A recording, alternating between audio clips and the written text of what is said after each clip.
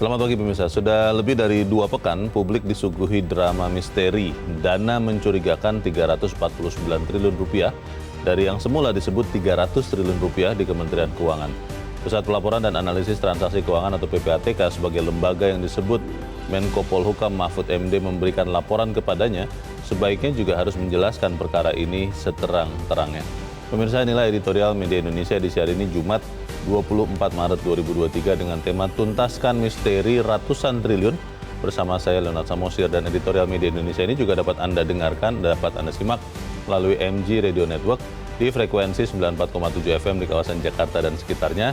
Para pendengar dan Anda semua bisa ikut menyatakan pendapat Anda dengan menelepon nomor telepon 021 583 99 100. Dan pemirsa, pagi ini telah hadir bersama saya anggota Dewan Redaksi Media Group Don Bosco Selamun. Bang Don, selamat pagi. Selamat pagi, Leo. Sehat-sehat, Bang? Sehat, Leo. Suka dengan cerita-cerita misteri? Ya, tentu sangat-sangat menarik untuk mengungkap cerita-cerita yang bersifat misteri gitu. Nah, itu dia, Bang. Ini 300 atau 349 triliun ini cerita misteri atau memang misteri yang akan dikuak? Kita akan bahas itu, tapi sebelumnya Bang Don kita lihat dulu. Dan pemirsa, ada beberapa berita yang diperhatikan Media Indonesia untuk pagi ini. Yang pertama, ini adalah headline Media Indonesia untuk hari ini. Jadikan Ramadan sebagai bulan kedamaian. Ini ujaran yang penting sekali dan memang harusnya dilaksanakan seperti itu ya. Bagaimana Bang Don? Betul, Leo. Hari ini Media Indonesia mengutip jubir Kementerian Agama Ana Hasbi. Ada bagian yang layak kita kutip itu, puasa itu ialah ibadah sunyi. Kalau bisa memanfaatkan momen ini dengan fokus beribadah dan mendekatkan diri kepada Tuhan. Jadi itu sangat menarik. Lalu kemudian ada rekan saya yang Sekjen PP Muhammadiyah, Pak Abdul Muti, juga mengatakan selama berpuasa kita diberikan kesempatan oleh Allah Subhanahu wa Ta'ala untuk memperbaiki diri dan menghindarkan hal-hal yang dapat merusak kesempurnaan puasa. Misalnya marah dan seterusnya. Jadi kalau lihat ini sebuah statement yang normatif. Dan saya kira memasuki hari kedua puasa ini tentu ada 1-2 hal yang mungkin mengganggu, tapi menurut saya lancar begitu. Dan itu kalau bisa justru di saat-saat puasa begini kita makin dewasa dalam beragama, makin dewasa dalam beriman, makin toleran, makin rajin berbagi. Dan itulah esensi dari salah satu esensi dari puasa begitu. Di dalam berita jadi juga tidak boleh ribut-ribut begitu. Tidak boleh ribut-ribut itu juga di dalam berita dikatakan Polda Jawa Barat ya, minimal di situ ya Bang ya. Mengatakan bahwa sahur on the road diharapkan untuk tidak dilakukan begitu ya Bang Don ya? Iya, ada beberapa kegiatan yang dilarang, misalnya melarang kegiatan sahur on the road, kemudian melarang memainkan petasan, menutup tempat hiburan, kemudian larangan berkumpul atau berkerumun saat menunggu berbuka puasa dan sahur yang dapat mengganggu keamanan masyarakat seperti tawuran dan balap liar.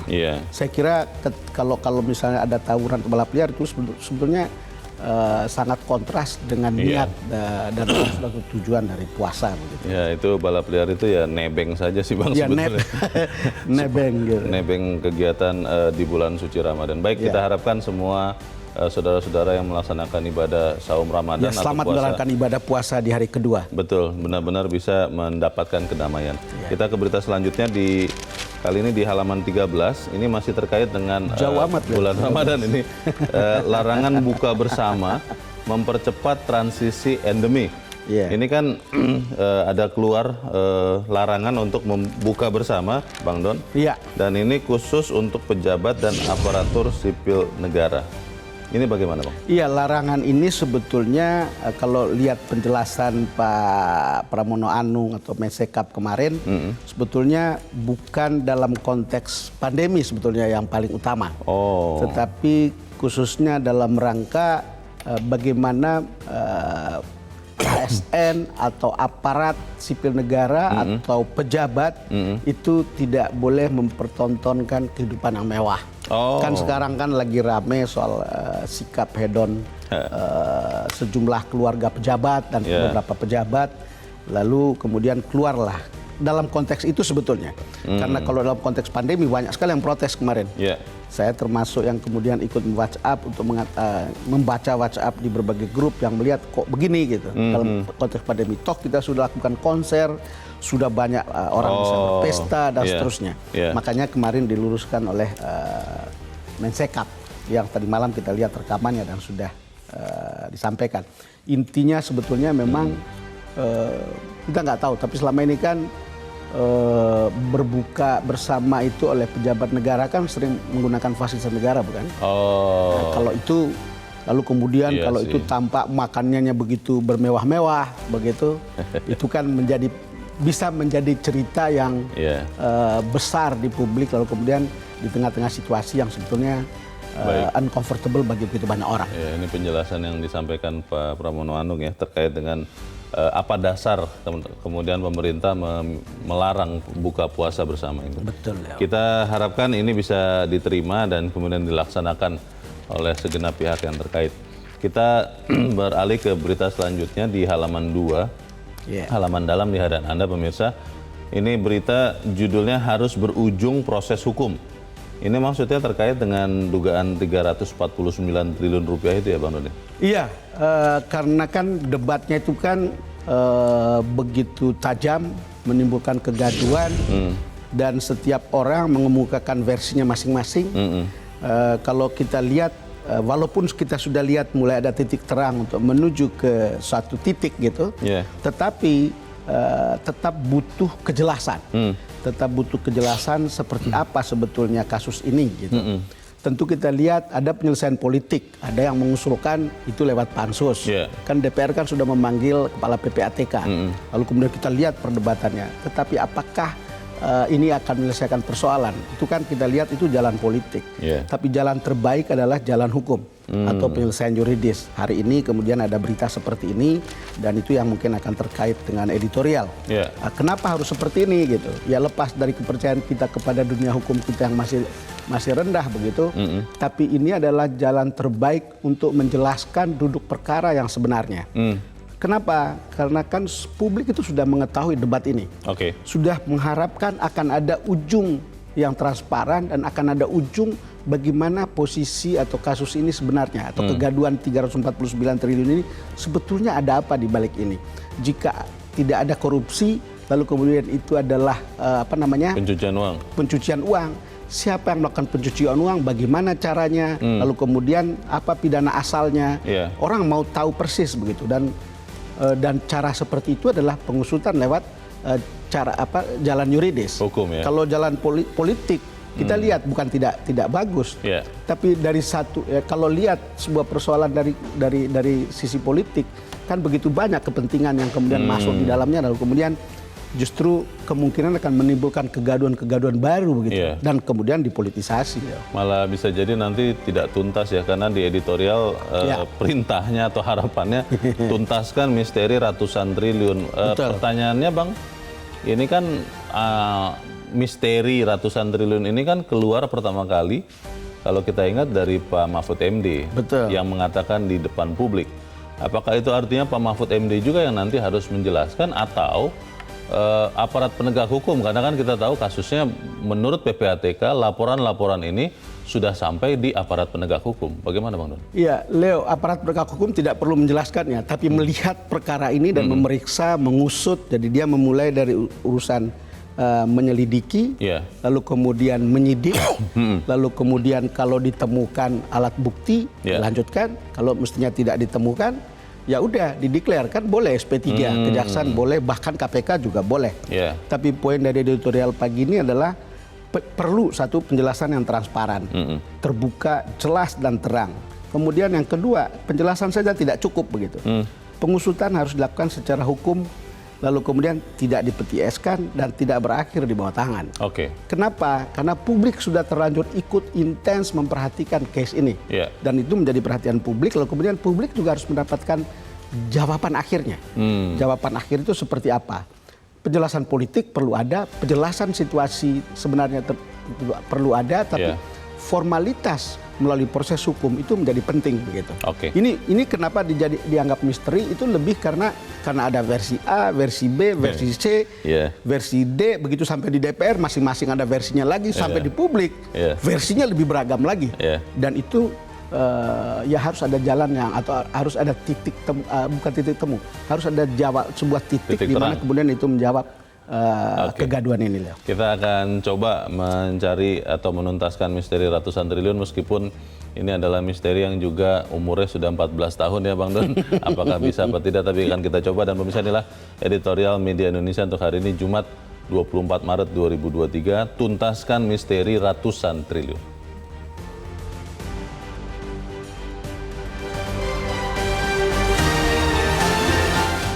Tuntaskan misteri ratusan triliun.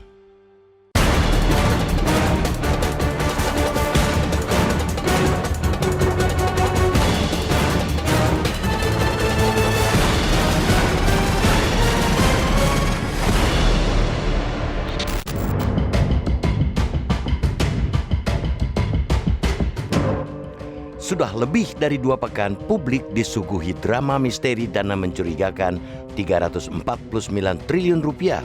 Semula disebut 300 triliun rupiah di Kementerian Keuangan. Disebut misteri karena tidak jelas itu uang siapa dan dipakai untuk apa.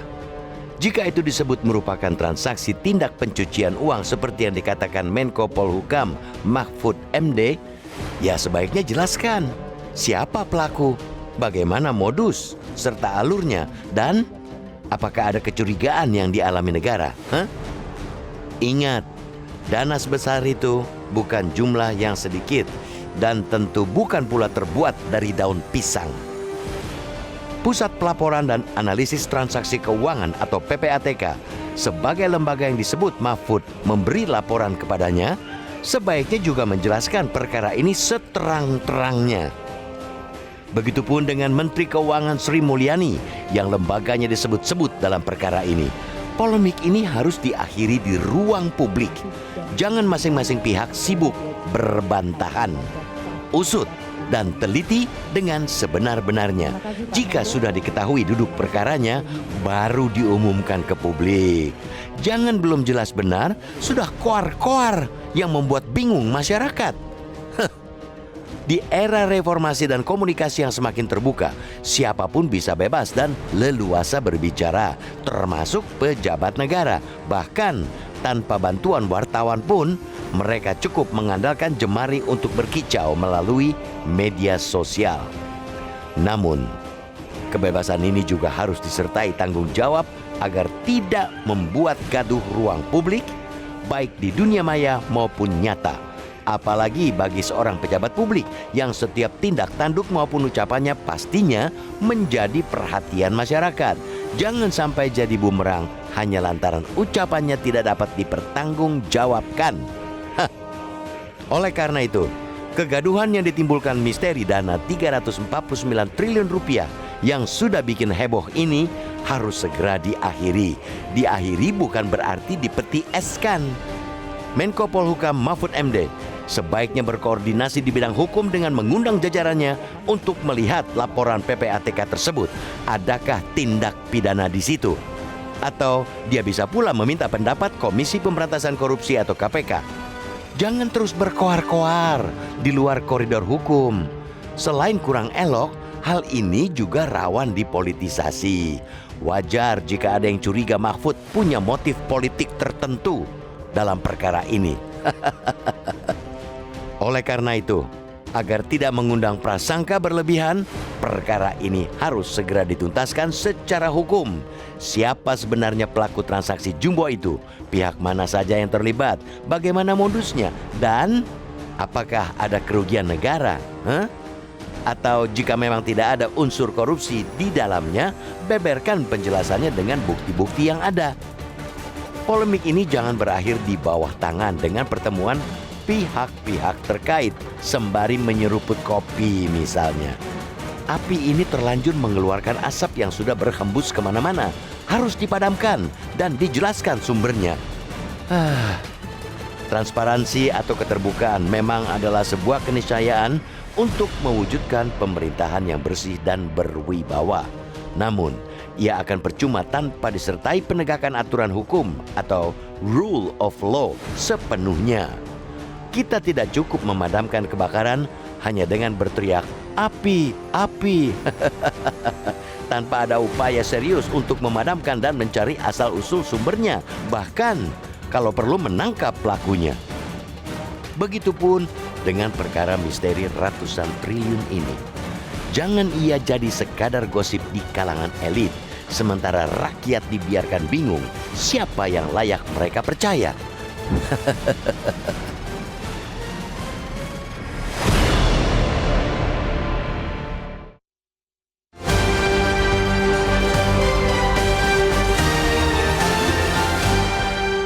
Di bagian berikut Anda bisa ikut menyatakan pendapat Anda terkait dengan editorial pagi ini. Pemirsa, untuk saat ini tetaplah bersama kami.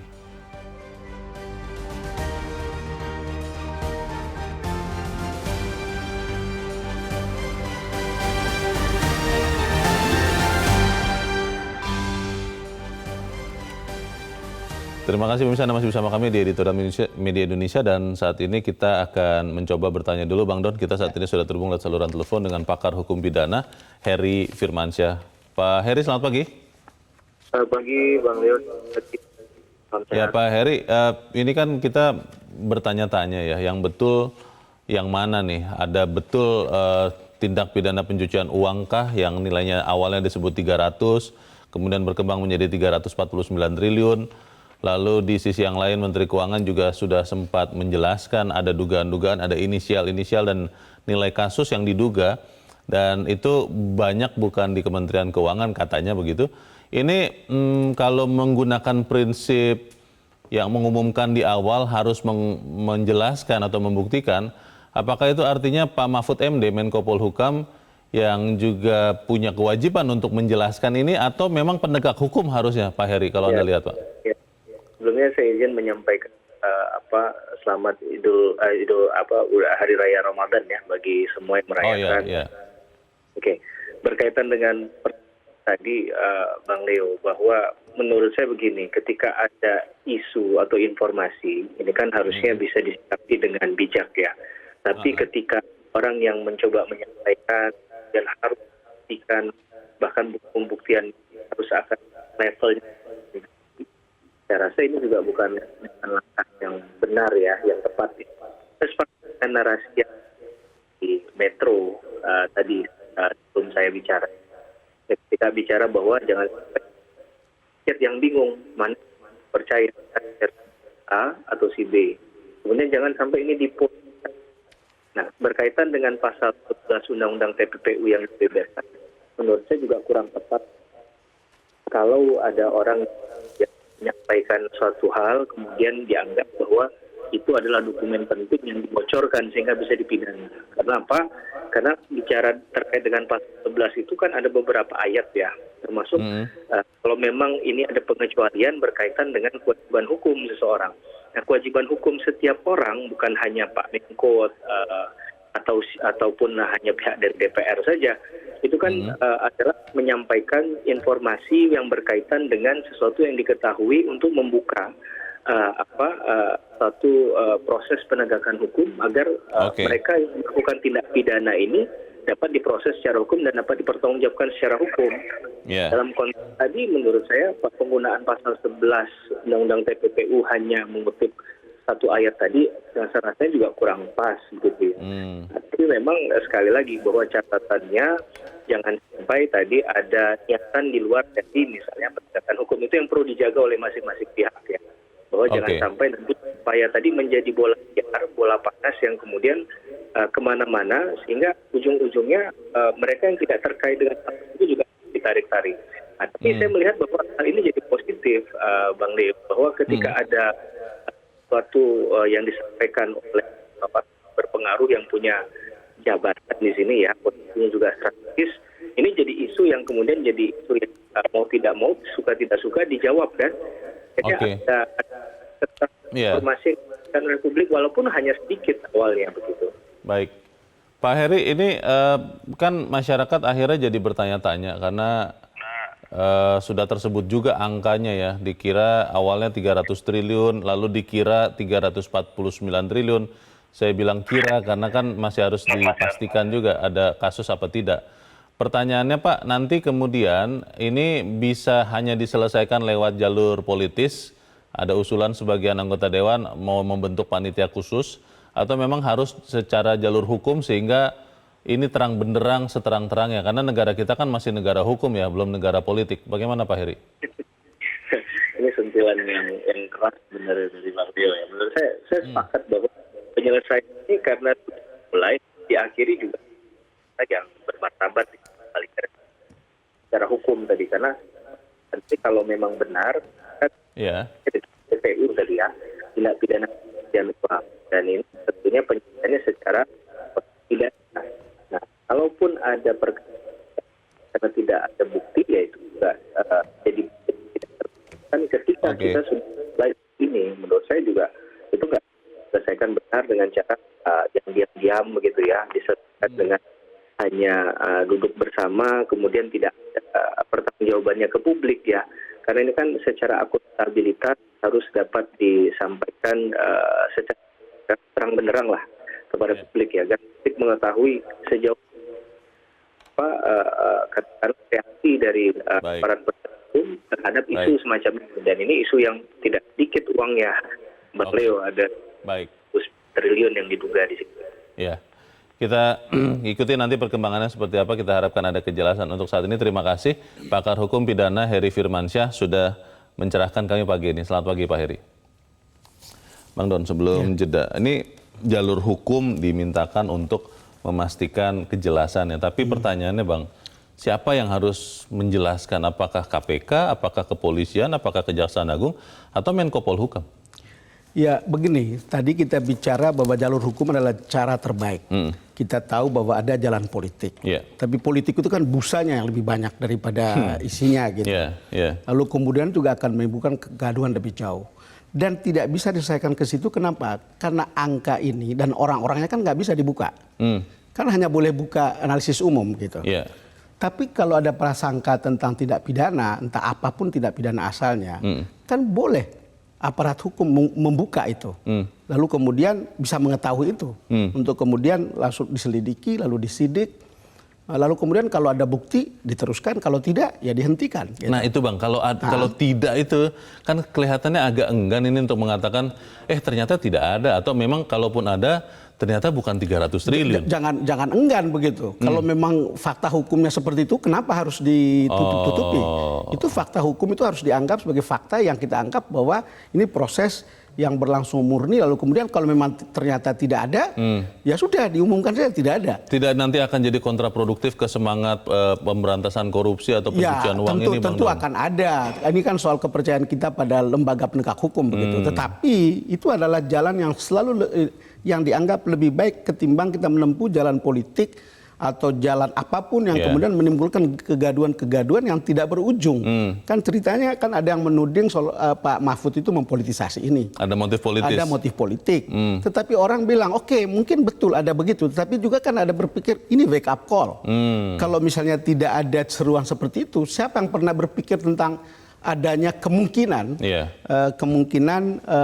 TPPU yang begitu besar, ada tindak pidana pencucian uang yang begitu besar, dan kita sudah pernah ada bukti sebelumnya, ada Gayus, lalu kemudian ada lagi petugas pajak tuh Angin Prayitno dan seterusnya, karena kemudian dilihat lewat ini, kasusnya menjadi kemudian dianggap relevan karena ada kasus Rafael Alun yang kemudian menimbulkan pertanyaan, lalu kemudian ada kasus Bea Cukai yang di Makassar, yang kemudian orang kemudian menghubung-hubungkannya, lalu kemudian jangan-jangan begitu banyak. Kan ini kan dalam konteks seperti itulah publik kemudian berpikir.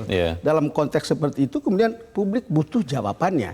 Dan ini adalah kesempatan yang baik untuk memberikan jawaban. Kalau memang tidak ada, ya declare. Kalau ada, ya diteruskan. Karena orang bertanya, apa betul cuma Rafael Alun? Apa betul cuma pejabat pajak yang di Makassar? Apa betul? Bea Cukai gitu. Di tengah-tengah kemungkinan ada cerita pejabat-pejabat atau aparat pajak yang lain, kira-kira begitulah. Betapapun tentu kita tidak meragukan integritas seorang Sri Mulyani, kemudian seorang Pak Mahfud dan seterusnya. Tetapi untuk publik ini sudah terlanjur heboh. Orang seperti saya, apalagi Leo yang skeptis, karena sebagai jurnalis skeptis, ya butuh kebenaran tentang ini, gitu. Butuh fakta yang sesungguhnya. Apalagi publik yang kemudian sudah bingung dengan cerita-cerita ini, apalagi gitu. Bang, ini kan yang dilaporkan ini atau dugaan ini kan sudah terjadi sejak 2009 ya, Bang Betul. Don ya. 14 tahun kalau sampai 2023. Kalau saya bayangkan itu Ya. mau ditelisik itu tidak mudah dan tidak cepat Melewati juga. beberapa menteri keuangan. Itu dia, lewat 4 orang Menteri Keuangan, Bu Sri Mulyani 2 kali menjabat. Pertanyaannya Bang, apakah dengan waktu yang ada, dengan kemampuan yang ada, fokus yang ada, kita kan masuk ke tahun politik juga Bang, Iya. itu masih sempat dikejar untuk memastikan kejelasan dari kasus ini? Nah, kalau proses hukum kan tidak tergantung tahun politik apa tidak kan. Jadi itu bisa berjalan. Iya, iya. Jalan-jalan saja gitu. Cuman sekarang itikadnya aja. Kalau kita lihat misalnya, kalau sudah ada kegaduhan seperti ini, memang pertanyaan saya adalah kenapa kemudian tidak ada aparat penegak hukum yang kemudian aware untuk kemudian Ya. selidik. Kita belum dengar ya? Ya belum dengar gitu. Polisi misalnya mengambil inisiatif, Baik. jaksa misalnya mengambil inisiatif, Oke. KPK mengambil inisiatif. Tapi buktinya kan urusan Rafael kan mereka mengambil inisiatif. Iya. Itu pun by accident sebetulnya kasus itu terungkap. Baik. Tapi kan kita belum tahu seperti apa itu berjalan. Yang kita butuhkan sebetulnya inisiatif-inisiatif seperti ini. Iya. Tapi kalau misalnya kita juga melihat lebih jauh, Pak Mahfud kan Menko Polhukam. Iya. Boleh dong minta polisi usut dong. Harusnya. Itu kira-kira ya. Kita jeda dahulu Bang Don dan pemirsa tetap bersama kami. Editorial Media Indonesia akan kami lanjutkan selepas Headline News pukul 7 waktu Indonesia Barat.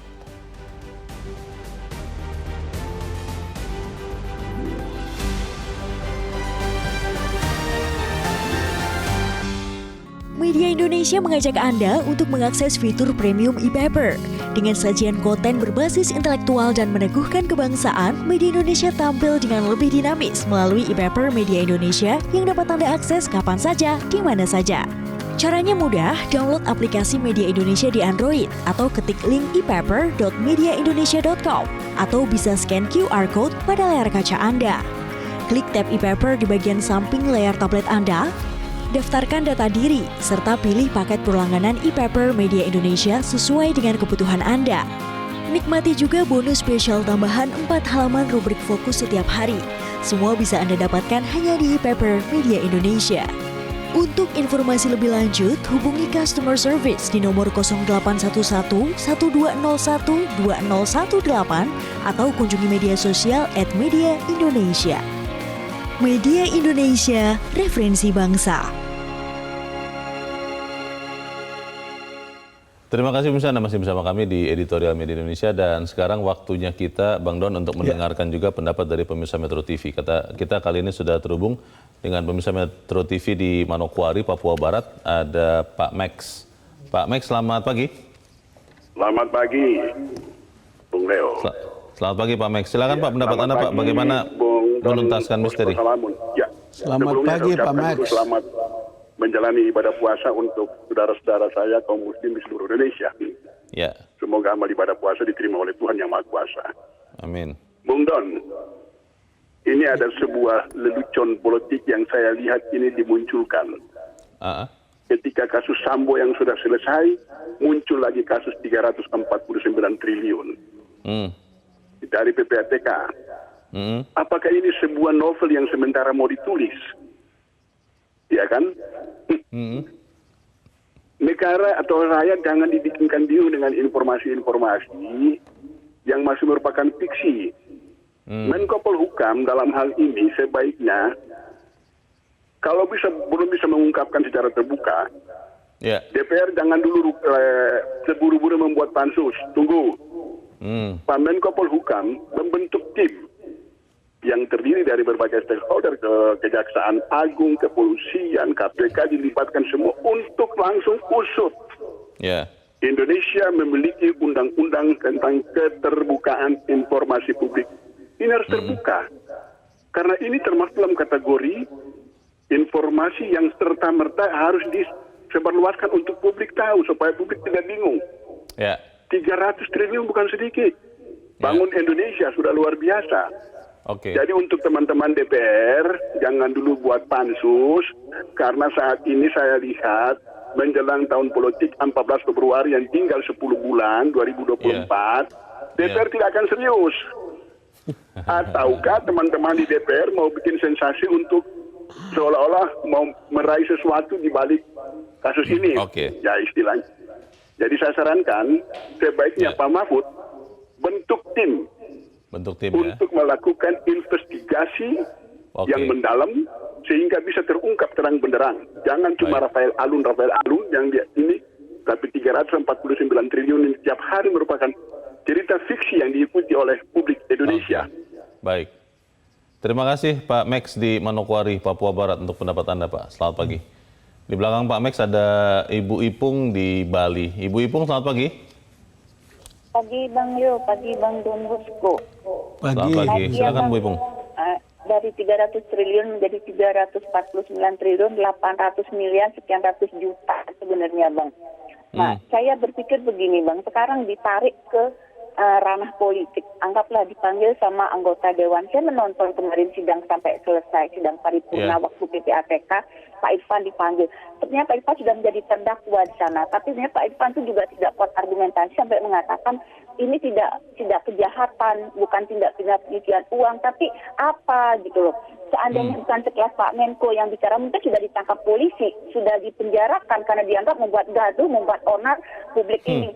Kita bukan orang bodoh Bang, rakyat Indonesia tidak semuanya bodoh, tidak semuanya orang itu apatis dengan berita. Salah satunya mungkin saya senang nonton berita.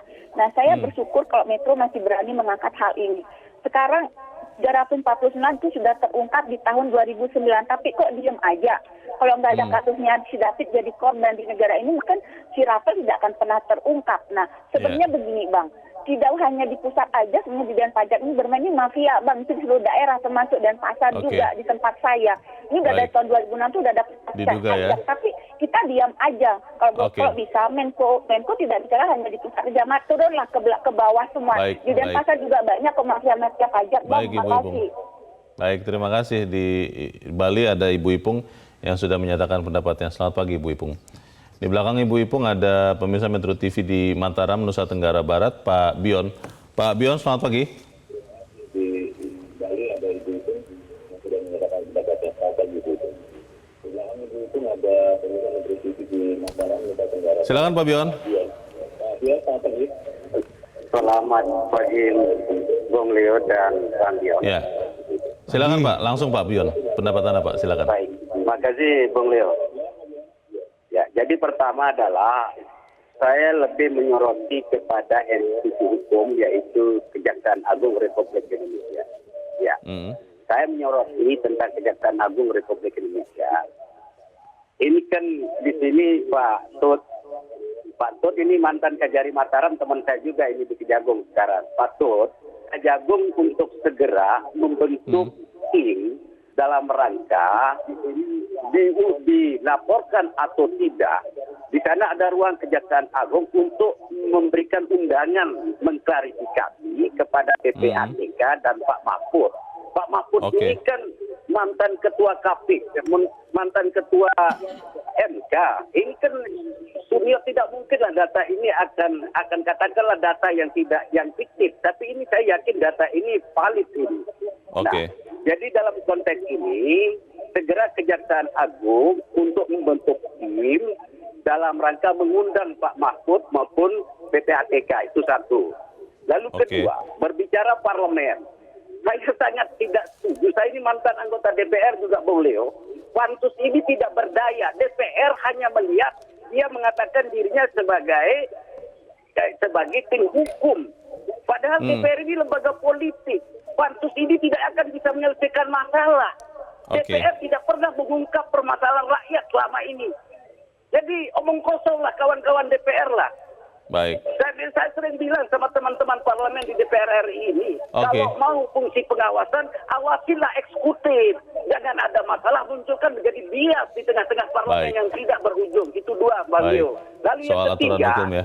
Ya. Yang ketiga, sebentar Bang Leo. Yang terakhir ya Pak, silakan Pak. Krusial. Ya, Presiden Pak Jokowi, jangan dia memberikan tudingan keras kepada rakyat kecil, ya tentang baju, membakar baju dan lainnya. Tapi sekarang tunjukkan keras. Presiden Baik, terima kasih Pak Bion di Mataram, Nusa Tenggara Barat untuk pendapat Anda Pak. Selamat pagi Pak Bion. Ini para pemirsa, Bang Don, memang juga akhirnya kan bertanya-tanya ya, seperti apa penyelesaiannya. Nah kalau yang paling memungkinkan dan paling cepat, tentunya dengan kehati-hatian, Siapa yang harus menjelaskan, menuntaskan misteri ratusan triliun ini, Bang Don? Ya, begini, ada penjelasan dan saya kira Sri Mulyani sudah memberikan penjelasan yang termasuk sangat lengkap sebetulnya. Yeah. Cuman kan problemnya itu kan apakah penjelasan itu bisa dipercaya? Kan kira-kira begitu. Karena yang termasuk terlibat di dalam betul, di tengah-tengah kegaduhan seperti ini selalu butuh pihak ketiga. Yeah. Lalu ada saran dari Pak Max tadi bentuk tim, lalu kemudian ada saran untuk Kejaksaan Agung. Lalu ada kritik penyelesaian di DPR. Semua penyelesaian di luar itu, sepanjang itu bukan proses hukum, itu kan hanya sampai pada tingkat mencari tahu berdasarkan hasil analisis yang umum. Tidak mencari tahu case konkretnya. Itulah sebabnya editorial hari ini mengatakan itu harus diproses secara hukum. Karena kalau diproses secara hukum berdasarkan praduga, berdasarkan dugaan bahwa ada tindak pidana pencucian uang, kan itu kan harus dilewati. Dan karena proses hukum kan bisa masuk ke dalam, bisa masuk ke case-nya. Siapa saja, siapa berhadapan dengan siapa, bagaimana pencucian itu berlangsung, apa pidana asalnya. Itu hanya bisa melalui proses hukum. Karena kalau dilakukan di luar itu membuka rahasia kan nggak boleh. Iya, melanggar undang-undang. Melanggar undang-undang. Tetapi kalau proses hukum, demi kepentingan hukum dan demi atas nama hukum dan atas nama kepentingan publik, itu bisa. Proses itu sah gitu. Jadi itu yang kenapa kemudian kita sampai mengatakan, ya proses hukum itu adalah proses yang terbaik. Proses politik bukan tidak baik, tapi buihnya lebih besar, lebih banyak daripada isinya. Bahkan akan digoreng entah kemana-mana begitu, dan itu akan makin gaduh. Membentuk tim tentu saja bisa, tapi kemudian dia tidak bisa masuk ke dalam. Proses hukum itulah yang membuat itu loud and clear sampai ke kasusnya konkret. Kalau kemudian tidak ada kasusnya, ya udah dideklar. Diumumkan juga ya? Diumumkan.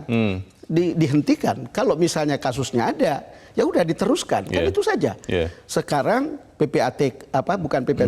KPK pun boleh mengusut itu, lalu kemudian kalau memang tidak ditemukan, kan boleh SP3.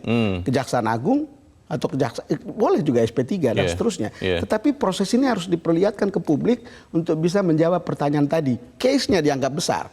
Ada jawaban, oh ternyata bukan TPPU, nggak apa-apa, dijawab lewat proses. Oh tidak korupsi, ya nggak apa-apa, dijawab lewat proses hukum. Karena pasti kasusnya itu konkret. Orang selalu melihat bahwa ya transaksi yang nilainya sekian itu pasti ada orang ya kan.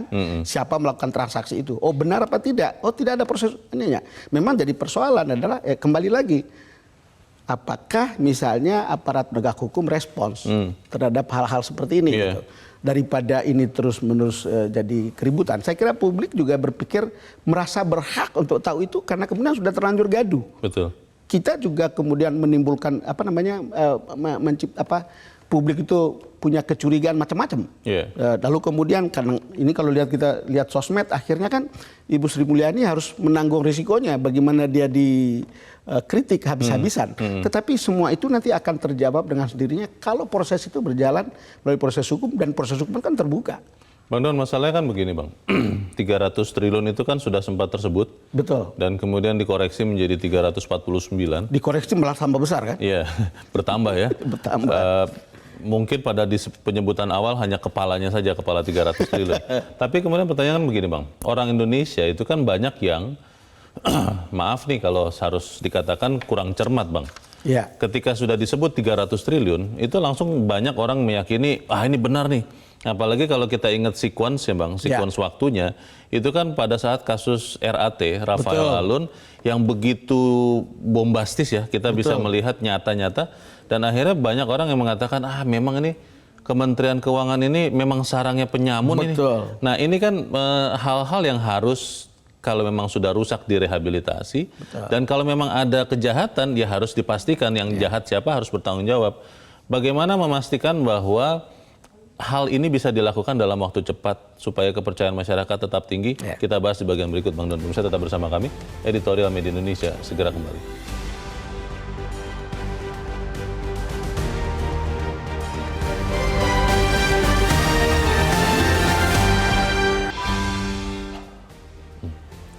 Terima kasih pemirsa, masih bersama kami dan kita ada di bagian akhir dari diskusi kita pagi ini. Bang Don, ini kan kehebohan ini sudah memberi dampak ya Bang.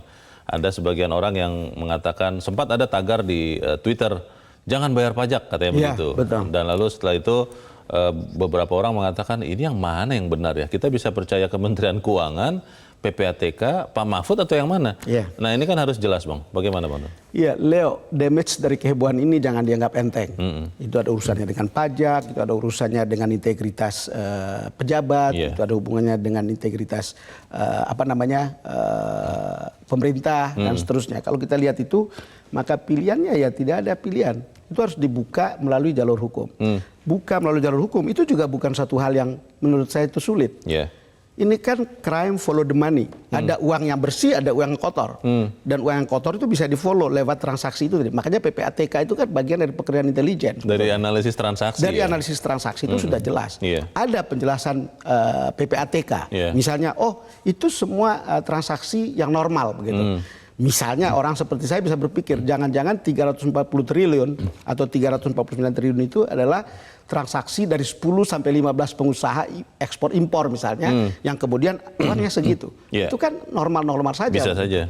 Tapi poin kita adalah ketika heboh seperti ini harus ada clarify, harus ada kejelasan untuk kemudian misalnya memulihkan kepercayaan, kejelasan bagi Departemen Keuangan, kejelasan untuk orang seperti Pak Menko Polhukam, kejelasan untuk kita semua terutama.